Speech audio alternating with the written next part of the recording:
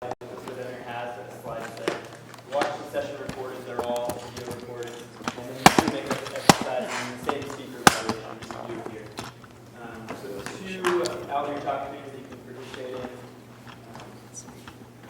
in.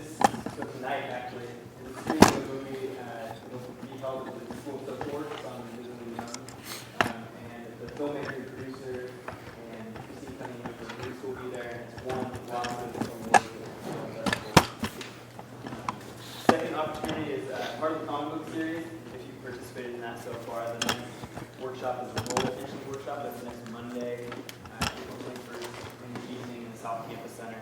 The crow's nest is if you were to go out this door to the left, all the way here.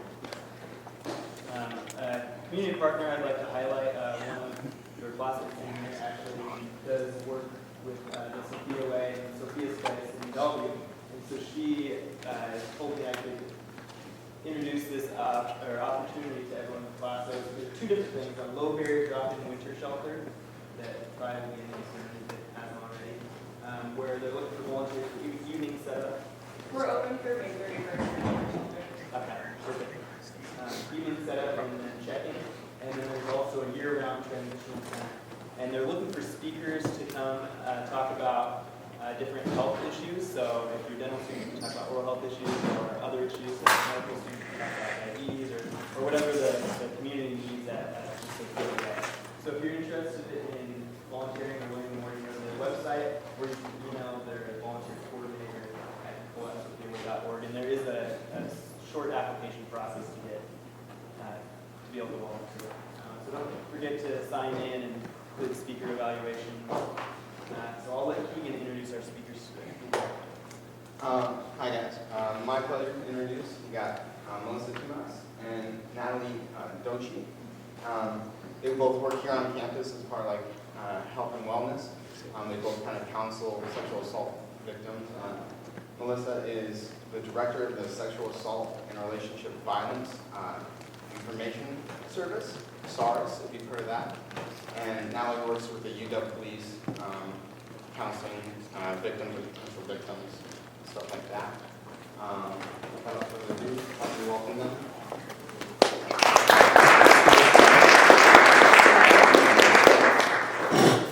Thank you, everyone. So nice to see a big group, and we're thrilled to be here to talk about these really important topics with you. So again, my name is Melissa Tumas, and I am with SARIS, the Sexual Assault and Relationship Violence Service, in Health and Wellness, and we are located in Elm Hall, so away a bit. My role is twofold. One, I'm an advocate for students who have been personally impacted by sexual assault or relationship violence, and with dating violence, stalking, sexual harassment.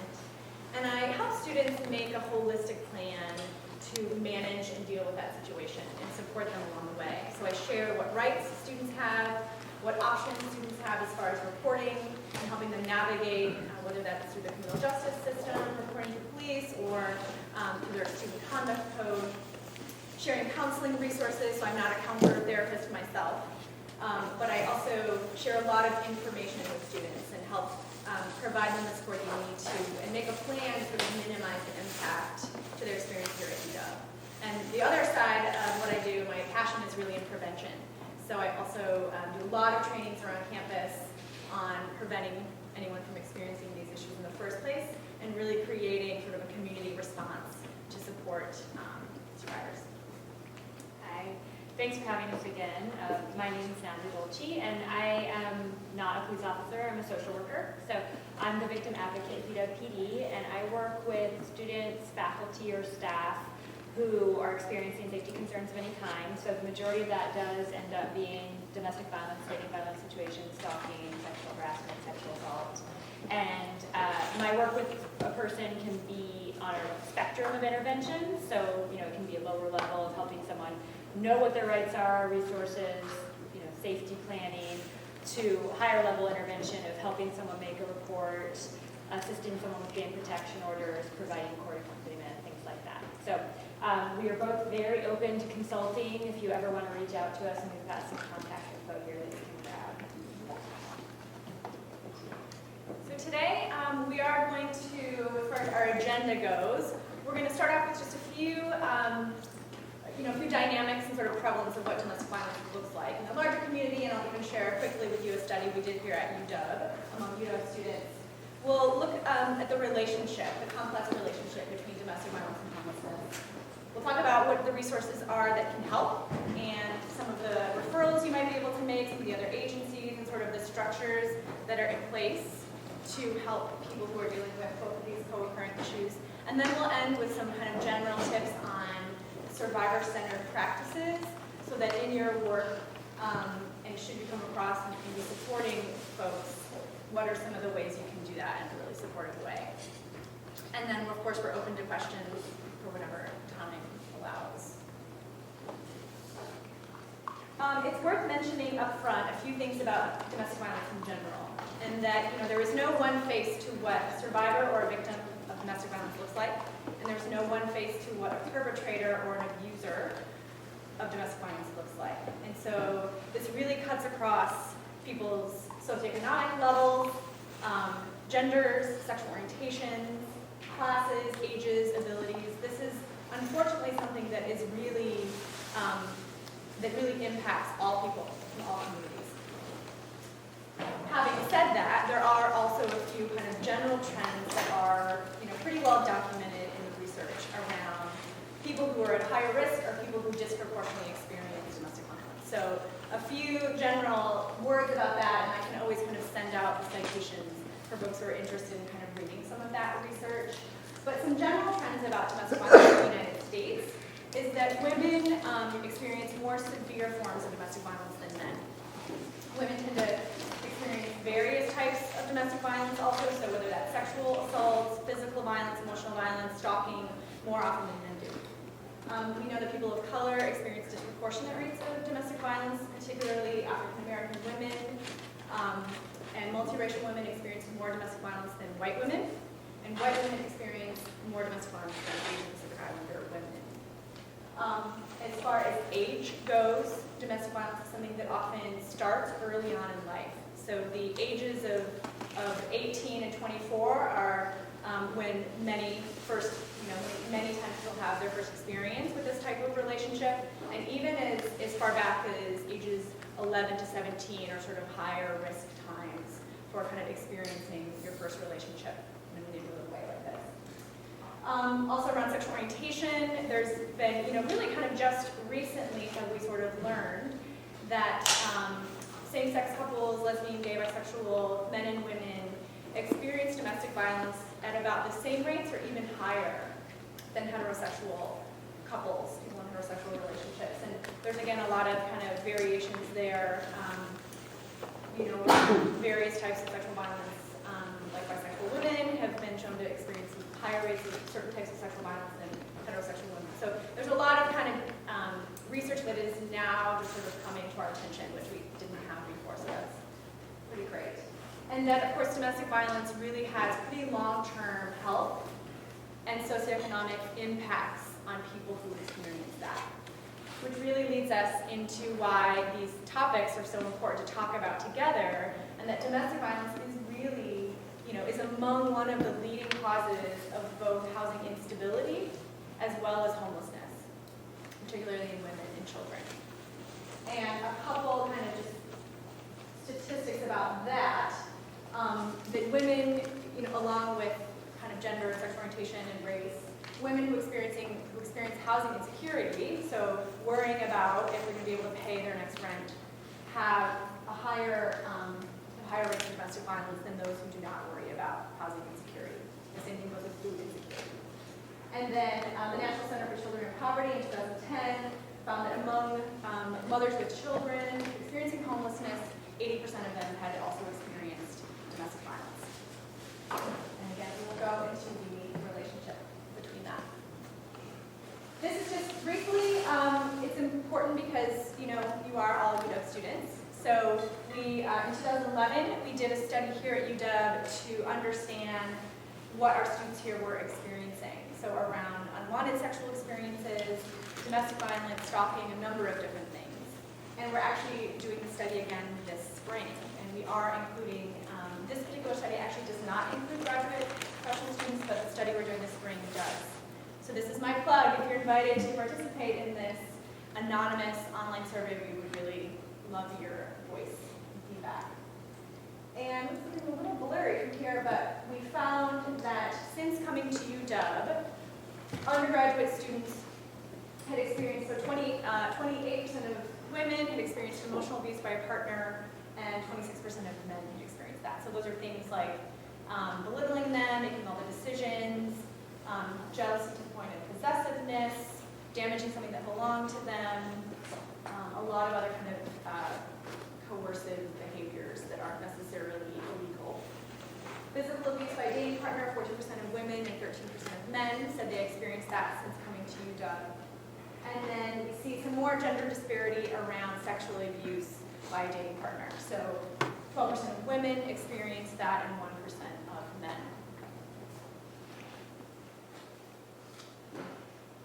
And again, kind of generally about domestic violence before we get into the specifics. What I want to point out with this spectrum is really how some of these behaviors kind of start out sort of normal and then escalate over time. So Natalie will get into some of these more as far as how they relate to homelessness, but it's still really worth mentioning that relationships like this often start out with just some extra jealousy, which of course is sort of a normal aspect of a relationship. We've all been jealous at some point of someone in our lives. But really sort of does that jealousy then get to the point of possessiveness, where you're controlling, where the abusive partner is controlling what their partner does, what they're seeing, making all the decisions, trying to kind of isolate them in some way.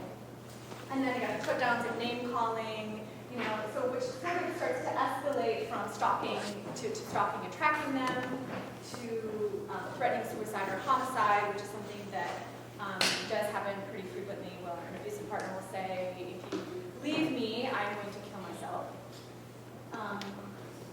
To kind of this crazy making and sort of playing mind games where the abuser might have sort of some sort of outburst and then 1 second later be the nice, normal person that they were, or do a lot of kind of minimizing of their own behavior. Trying to make the survivor sort of feel like they're the crazy one, they're the one who's unstable. And so again, this spectrum really kind of takes us all the way down and gets more severe over time to kind of, murder and suicide, which is, a horrible tragedy, which we have actually had on our campus. In 2007, we did have Rebecca Griego was murdered by her ex-boyfriend, and then he shot himself. And so this is another reason why on this campus we are very sensitive to domestic violence very seriously, because we have had a number of tragedies, in our community directly here. One other thing to mention is that, again, what happens with domestic violence is that a survivor or victim's world starts to feel a lot smaller, where they start to have fewer choices. They do fewer things. They don't have as many interests as they once did. They don't have as many support people in their life. Their world really kind of starts to shrink. And sometimes survivors have to do things to survive that situation. To get through this, to kind of live through this type of relationship, to sort of move forward, survivors have to do things that are sometimes illegal, and that could involve assaulting their abusive partner, or stalking their abusive partner, or other things that maybe they wouldn't be proud of. Also, they have to do things that are pretty heroic, and I think you can imagine that someone who is dealing with any of these issues from a partner, the fact that it is so incredible for someone to actually end a relationship, to kind of survive this type of relationship. So that's why we also use the term survivor instead of victim, which is a more empowering term, which really speaks to people's resiliency and strength and courage and really kind of getting through this.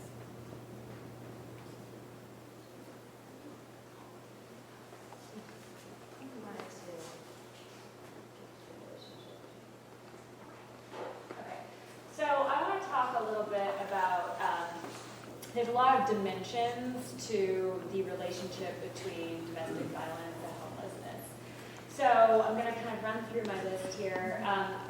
Underemployment can be a major component of a domestic violence situation. So per what Melissa was saying about someone's world getting smaller and smaller. The workplace can be really threatening to an abuser because someone who's surviving domestic violence might consider their workplace to be a source of confidence, a source of positive reinforcement, and oftentimes abusers will do things to isolate their partner from that positively reinforcing environment.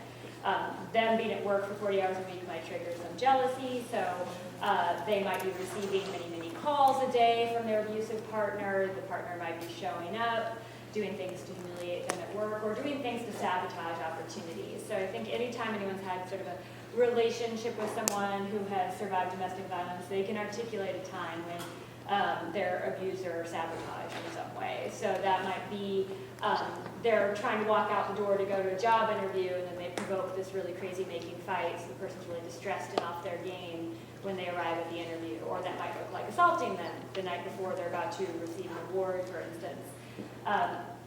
So, of course, that creates a problem for finding housing, and if we want to talk specifically about Seattle, it can be a very competitive housing market anyway, if you're not enduring some of these situations. Eviction history. So when we look at, when you're applying for housing, they're looking at your employment history. They might also be looking at eviction history. Sometimes landlords may not understand that what is going on that is maybe loud or disruptive in the home or the apartment is domestic violence. They might think that these people are just sort of causing trouble, when in reality it's sort of one person who's initiating what is noisy or what is disruptive. You might see situations of a shaky financial history in someone who survived domestic violence. This is very, very common. Economic abuse can be really devastating and can take a long time to untangle. So that might be, if people are married or partnered, their finances are often merged. So those decisions that one partner makes affect the credit score, for instance, of another partner sometimes. But also it might be more overt economic abuse. So taking out credit cards in their partner's name, taking out utilities or credit cards in the children's names, doing things that can make it really difficult for someone to apply for housing as they move forward. I see a lot lately about student loans being co-opted by abusers, and that's something to pay attention to as well, sort of convincing the partner that they're going to invest the money and this will be good for both of us, and then suddenly someone's access to their education has been disrupted by the economic abuse. I think it's really important to acknowledge some of the ways that survivors might present as, a housing search might require some organization, and if someone is fleeing or if someone has experienced a lot of trauma, that can be a characteristic. Like having that future orientation or that planning process can be really difficult. Regardless, we have traumatic brain injury on there, and that's true as well. But just in general, if someone has been, has PTSD as a result of some long-term abuse, getting that kind of planning process going can be a challenge. Chemical dependency. So as Melissa was talking about, sometimes survivors do things they're not necessarily proud of to survive their situation. And that might look like coping through substance abuse, which might, of course, lead to criminal history, which can make it more difficult to find housing. A lot of times we see, of course, we have language access being an issue, limited English proficiency, but also sometimes a person's immigration status is attached to their abuser. And we really want to encourage, if you're coming across clients or patients, who are expressing these kinds of concerns, there are a lot of options available to people that they need to be aware of. So there's something called a VAWA self-petition that a person can initiate on their own. It's not even necessary to have a police report. And if someone's immigration status is attached to their abusive partner, they can actually get some immigration relief through that. Also, there's a visa called the U visa that does require participation in the criminal justice process, but it's just good to know that those options exist, so you can kind of point someone in the right direction if that's a concern that they're expressing. CPS involvement or DSHS involvement. So sometimes child welfare systems might somewhat unfairly hold the abused partner accountable for the environment in the home when it might be actually the abuser who's sort of creating that dangerous or unsafe environment. And that is yet another thing that can sort of create some problems for people, and they can be perceived as difficult tenants or dramatic people. And I think a lot of what the advocacy movement has tried to do is provide education to landlords or to any system that's going to interact with the survivor, obviously child welfare included, kind of trying to put the responsibility on the abuser and trying to pave the way to make things whole for the survivor and for children. Criminal history. So something that is really important to keep in mind is that we call it, in the criminal justice system, it's called victim-defendant status. So sometimes the wrong person is arrested. There is a mandatory arrest law, but essentially there's mandatory arrest laws everywhere. If officers respond to a domestic violence call, they are no longer allowed to say, cool down, just take a walk around the block. You know, if there was a physical assault, you know, they need to make an arrest to separate the parties.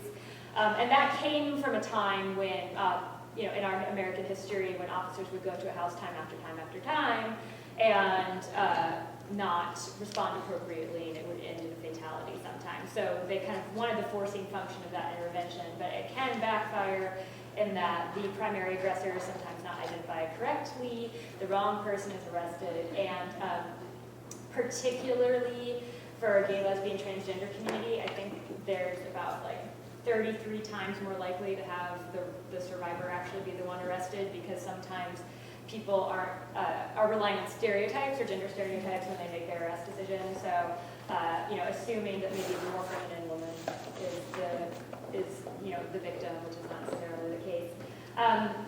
So obviously it can be difficult moving forward when you have that on your record, and so just something to keep in mind as a barrier that the survivors might experience.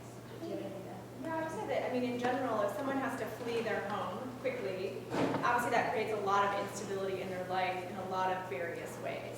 So even with students here who we work with who have to do that, then have to find somewhere else to live very quickly, they have to find someone to get their stuff, they have to still be able to attend class, still maybe go to work, and you know, meanwhile they're doing all this business and running around and taking care, you know, and maybe even going through the criminal justice system or not, or through the protection order system or not, and you know, that instability can be pretty detrimental to people's sort of health. And so I'm sure you've kind of discussed this a lot in this class, but you know, domestic violence is such a co-occurring factor with homelessness. And there's a lot of research on that actually.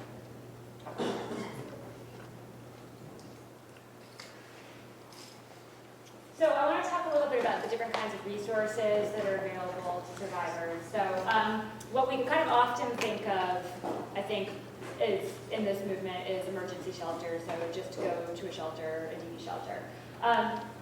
And that movement came from a very grassroots place in the 70s when there were safe houses in the neighborhood where they would take people in, and there wasn't that formal infrastructure. Then it kind of evolved more to like professional shelters with advocates working in them, community living, bunk beds, that kind of thing. Now emergency shelter looks a little bit more like, oftentimes looks a little bit more like apartments, a little bit more privacy. It can depend. It can still be very community living type situation, but it can also be a little bit more independent than a survivor might have in mind if you're recommending, well, why don't you try and go to shelter? You know, it might look a little bit nicer than the stereotype that was in their head. However, there are still some barriers. So in the Seattle area, the turn-away rate for emergency shelter is about 20 to 1. So 20 people being turned away for every one person being let in. That's not like because they're like creaming the client and only taking the nicest ones. That's just a space scarcity issue.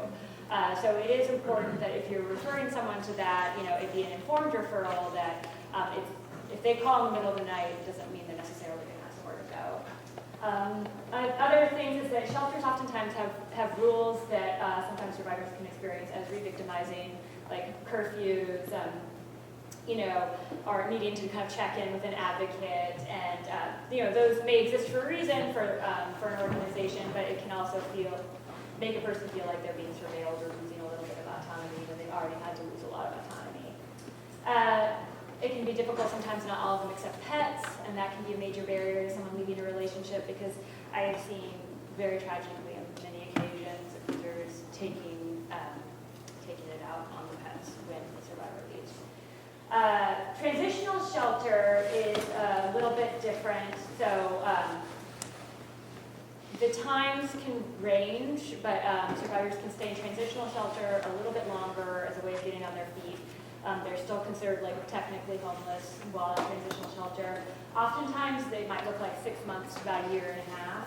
And I can tell you based on my work in transitional shelter, I mean, you can need every day of that year and a half to find permanent affordable housing. And that can be a real challenge. Wait lists are very long. And then there are still some programmatic expectations in transitional shelter. So, oftentimes people, they want participating in groups or meeting with advocates to work on goals, but it will vary depending on the program. Those are just some phone numbers of kind of ways to get people started, to get on those lists and to get placed in some of those kinds of programs. It's also good to help people understand what their rights are. So the Residential Landlord-Tenant Act, survivors of stalking, domestic violence, sexual assault can break their lease without financial penalty in Washington State. You can do that in a few ways: produce a police report, produce a protection order, or have a letter from a qualified third party who they made a disclosure to, which can be an advocate, it can be different people, and just citing the RCWs. Northwest Justice Project is always a good sort of starting point for any kind of legal pointers regarding those kinds of issues. Student legal services here can be of tremendous help as well. Also, subsidized housing rights. So if someone has, say, a Section 8 voucher, there is portability with that voucher if they need to flee because they're surviving one of the situations. So that's important too, just to be able to kind of plant those seeds with people. I think, when people aren't aware of these rights until they need them, and then they might think that they have less options than they actually do. And then protection from discrimination. So if you had to flee, you had to break a lease because of a domestic violence situation, or you're part of a criminal case, or you are the petitioner on a protection order, so you're being protected by a domestic violence protection order, it's illegal for a landlord to discriminate against you. So they can't say, too much trouble, you can't stay here. So we want to make sure people know that if they're having those experiences, they do have some legal recourse. McKinney-Vento is a federal law regarding homelessness, and just like the main bullet point I want to make sure people take away from this is it basically ensures access to education for homeless children. So McKinney-Vento, we had children who were staying in transitional shelter, and it helped them not have their education disrupted by having taxis take them back to their old school in their old school district, or just because they had to leave and be in shelter. So that's just a good thing to be able to know about in case schools are maybe being problematic for kids who had to relocate. Now, the new kind of movement in the area is for survivors of domestic violence is housing first. So basically, the theory behind that is let's just get you into permanent housing as soon as possible and then kind of take care of the rest later. So some components of the Housing First program would be kind of gradually decreasing financial assistance, so maybe helping someone who maybe has an income, but their abuser is taking a lot of the savings, so they can't do like the first month's, last month, something like that. So they might be able to kind of help them with some of those startup costs of relocating. Or just in general, flexible financial assistance to help them, prevent them from falling behind. They have some mobile advocacy, so they might have community-based advocates who are not in a shelter, or advocates who might even be able to come to a survivor and provide assistance. They have been providing landlord outreach and education about some of these rights and laws. Another thing that I actually don't think we put down on here, but is the address confidentiality program is a really good thing if you're working with anyone who's going to do relocating. They can get their address pulled out sort of like of records by getting a confidential mailbox in Olympia that will then forward their mail. And all government institutions are required to take it. And I think that's really a good piece of information to relay to a survivor, because we all should assume that our addresses are public record unless we're in an address confidentiality program. Just check it out on Google and you'll find where you live. So I think 211 can be a good starting point. There are several programs that are providing some of this Housing First assistance in the area, and the clients who I've referred to it have had really good experiences. I have a quick question. Yes. Do you just dial 211? So 201, yeah, I mean, like, we're just kind of putting that down as like, you know, as a general starting point. Yes, you just dial 211. And they can kind of refer people to other organizations that can help us, or give one number to give someone, to give her number to. Yeah. Okay, oh, we can share this one. Yeah. So I think with victim-centered practices or survivor-centered practices, a big part of this is not prescribing a certain course of action for anyone. So, you know, when someone makes the decision to leave an abusive relationship, it's important to understand that it is the most dangerous time. So it's not a decision that they can necessarily make lightly or quickly. That is a major lethality factor. If someone, you know, if an abuser is very dangerous and they know that sort of their partner means at this time, risk levels go up significantly. So you don't want to just say, well, just get a restraining order or just go into shelter. You know, they are the expert on their situation, so you want to kind of defer to their expertise about their own risk while still providing information about what is available. Avoid asking why questions that can accidentally feel blaming, like, well, why did you go back to her? You know, why don't you just leave? You know, and just kind of really instead have a more open conversation, planting seeds, knowing that it might be a process, it might be a conversation multiple times. But if the only intervention that you've done is that they know that you're a safe person to talk to who won't judge them, and that's definitely a lot of progress right there. Well, and that's just one really important thing. You know, if through the course of your work with patients, you do get disclosures around people who have safety concerns, who are dealing with something going on in their life, that really is, you know, pretty incredible for someone to actually share that with you. And so, you know, your response really can sort of aid in whether or not they actually seek services, or kind of whether that experience is positive and helps them to kind of go further in their process and journey of moving forward, or whether that sort of shuts things down. So you really do play a pretty important role as a service provider in helping people really get connected to resources. So again, you don't have to be the experts in, you know, domestic violence and homelessness or any of these issues, but knowing where you can refer somebody and knowing how to provide that empathetic response. You know, I would add to the, you know, watch out for why questions.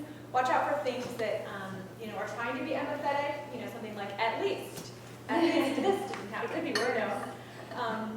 You know, again, which can come from a place of you know, trying to be supportive, but sometimes trying to put a silver lining around everything isn't always showing kind of an empathetic response. And there is some really great skill building around motivational interviewing. If anybody wants more information about that, there's some really incredible skills around empathy building, affirming statements, active listening. I'd be happy to share some resources on that for folks who would like to know more. And I think that this is probably built into a lot of protocols anyway, but I always love it when I go to a service provider, like a doctor, and, you know, and they are really adamant about making sure people are kind of interviewed alone at first, you know, not having their partner do the interpreting for someone, or not having that person always be there, because of course that person might be their abuser, which, you know, just can obviously prevent an opportunity for disclosure. And it's always nice to be able to fall back on policy, as opposed to like the situation feels weird and now I have to separate them. And I think that's standard practice in most places now, but just wanted to throw that out there. But also policies and how you would handle a disclosure. You know, what does that look like? What are your go-to resources? You know, really sort of making sure that you know what those policies are, and if those, or putting those policies in place if they don't already exist. And then open-ended questions are always a good go-to around, you know, how can I help you? What safety concerns do you have? You know, those are always kind of, you know, when you're sort of, if you're wondering what to say to somebody or maybe not sure, tell me more about that. There's a lot of kind of open-ended things that can really kind of broaden that conversation. So keep those in mind. And then recognize too that, again, this is a process for folks. And so, you know, if you're hearing a lot of concerning things from a patient or a client, you can always kind of reflect that and you point specifically to, wow, that sounds like a really scary situation, or, you know, that real specific thing was scary or difficult. But, you know, you may not necessarily, this one interaction may not necessarily change their entire life. And so, you know, you're really kind of there to plant seeds and to recognize that that is an important conversation you're having, even if they don't immediately make a big change in their life. So people have to kind of be in a place to make a big change, because as we know, recognizing that you're ending a relationship and then can potentially be homeless is a pretty big deterrent to between that relationship. So you're planting seeds, checking in with that person, being empathetic will go a really long way. And as we do come to being able to maybe cite specific things that a person disclosed that are concerning, these are some things that are sort of evidence suggests precursors or risk factors that a person might be at high risk for homicide from a domestic violence situation. So it is important to pay attention to these things, document these things, and you never know where your documentation will lead. I've had multiple clients who've requested their medical records for use in protection order hearings in order to get that safety. Like, yes, I remember I did tell my doctor on this day about this happening, and so it can be really helpful. So just really quick, you can read these, but strangulation, huge. Access to weapons in the home. So research shows that they're 5 to 8 times more likely to be killed if there is a gun in the home. And any specific threats of homicide or suicide? Yes. So I was curious, say you go into a house where you find someone being abused. The person who is doing the abusing, do you do some sort of check on them to see if they have weapons? And do you take weapons away from that person regardless of the amount of abuse? So recently, Washington, well, not automatically, right? Okay, so, but if there are certain processes in place, so for instance, now in Washington State, domestic violence protection orders are going to be having a firearms surrender component, which you had to petition for especially previous to this. So that actually kind of brings us as a state more in line with the federal laws around domestic violence protection orders. So that can be a mechanism for getting them surrendered, or criminal convictions can be a mechanism for getting them surrendered. That's nothing you can do automatically. It would be like otherwise the owner's choice, So then it just becomes about that informed advocacy, about what is your safety plan in the home? How can you get out of the house when things are at a 3 as opposed to waiting until they're at an 8 when the gun comes out? So what's your strategy around that? Do you have a go bag with some cash in it? Do you have some documents in a safety deposit box? Somewhere where you can go quickly. So it's kind of more about helping them to know what they can control, as opposed to if they don't have any intervention, law enforcement or otherwise, to get the user to do anything differently. Does that answer your question? Yeah. Okay. And then estrangement, of course, the separation violence. So if someone's getting ready to leave, that is a very high risk time and something you want to manage. I know we're moving over.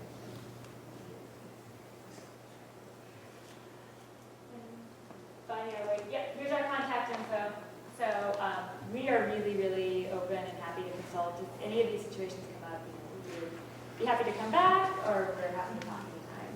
And as students, you do actually have access to a lot of resources here within the university, which we can both, at a personal level, if you or a friend or someone has some concerns, we're happy to do that, but also even as a professional consultation, if you have some other clients, we'd be happy to point you in the right direction of the community resources too that are available.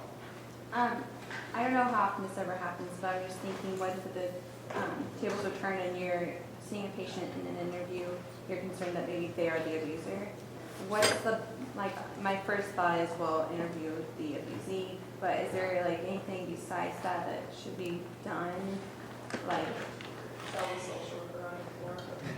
All hospitals have social workers, just call social Most of workers. us don't work in hospitals, so it's that's a little different.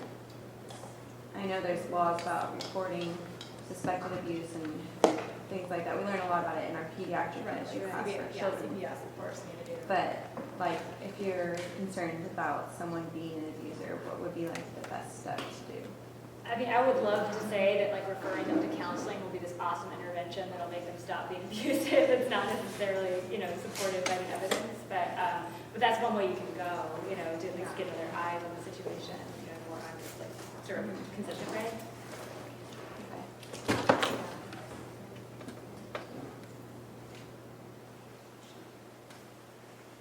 What other questions? Any other questions? Great. We would love to couple things up to you. Yeah, we will send this Prezi out. It could be PDF for folks who are interested. And I have some cards up here, resource cards, with both on-campus and off-campus resource workers. So feel free to grab one of those and let us know